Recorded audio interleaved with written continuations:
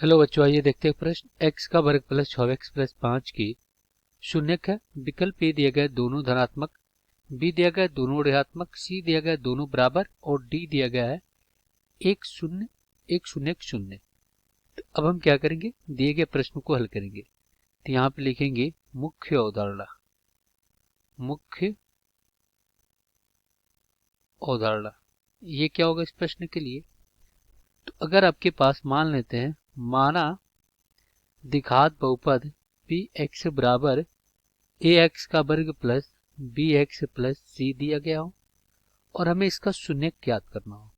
तो जब भी किसी द्विघात बहुपद का शून्य ज्ञात करना होता है तो दिए गए द्विघात बहुपद को शून्य के बराबर रखते हैं। तो ये क्या हो जाता है आपका ए एक्स का वर्ग प्लस बी एक्स प्लस सी बराबर शून्य। अब ये द्विघात समीकरण के रूप में हो गया जहां ए बराबर नहीं होना चाहिए शून्य के। तो अब हम क्या करेंगे, इसको दो तरीके से हल कर सकते हैं। एक तरीका है सूत्र का प्रयोग करके और एक तरीका है गुणनखंड विधि। कौन सा है, गुणनखंड विधि। और एक सूत्र का प्रयोग करेंगे, कौन सा सूत्र लगेगा इसमें, सिरधराचार्य सूत्र। ये होता है एक्स बराबर माइनस बी प्लस माइनस वर्गमूल में बी का वर्ग माइनस 4 गुणे ए सी और बटा में क्या होता है, बटा में होता है 2a। एक ये विधि है और एक गुणनखंड विधि है। तो हम क्या करेंगे, यहाँ पे इसको हल करने के गुणनखंड विधि का प्रयोग करेंगे। तो यहाँ पे लिखेंगे हल। तो देखिए यहाँ पे इसको क्या करते हैं, मान लेते हैं, माना एफ एक्स बराबर एक्स का वर्ग प्लस 6x और प्लस 5। तो ये क्या हो जाएगा, एफ एक्स पावर शून्य। तो यहाँ से आपका क्या आ गया, एक्स का वर्ग प्लस 6x प्लस 5 बराबर शून्य। ये हमारा द्विघात बहुपद हो गया। अब ये हमारा क्या हो गया, द्विघात समीकरण।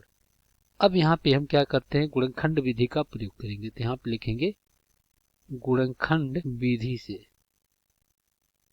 गुणनखंड विधि से हम क्या करते हैं, देखिए यहाँ पे एक बार और लिख लेते हैं, x का वर्ग प्लस 6x प्लस 5 बराबर शून्य। तो हम क्या करते हैं, प्रथम पद का गुणा आखिरी पद से कर देते हैं, तो 5x का वर्ग हो गया। अब यहाँ पे हम इसको इस प्रकार तोड़ते हैं कि गुणा करने पे तो 5x का वर्ग आ जाए, योग करने पे कितना आ जाए, 6x आ जाए।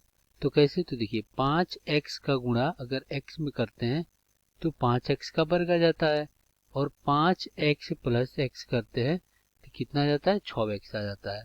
तो ये हो जाता है। तो यहाँ पे क्या हो जाएगा, x का वर्ग प्लस ये क्या हो जाएगा 5x प्लस x और प्लस कितना 5 बराबर शून्य। तो यहाँ से देखिए इन दो पदों में से क्या होगा, निष्ठ x। तो x जब बाहर लेंगे तो x प्लस 5 बचेगा और प्लस 1 बाहर लेंगे तो x प्लस 5 बराबर आपका शून्य। तो इसमें से x प्लस 5 बाहर हो जाएगा। तो यहाँ पे क्या बचेगा, x प्लस 1 बराबर आपका शून्य। तो यहाँ से x प्लस 5 बराबर शून्य और यहाँ से x प्लस 1 बराबर शून्य।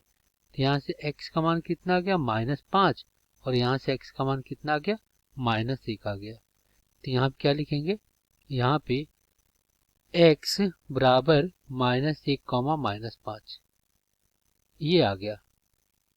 तो अब इसको हम क्या लिखेंगे, इसको हम लिखेंगे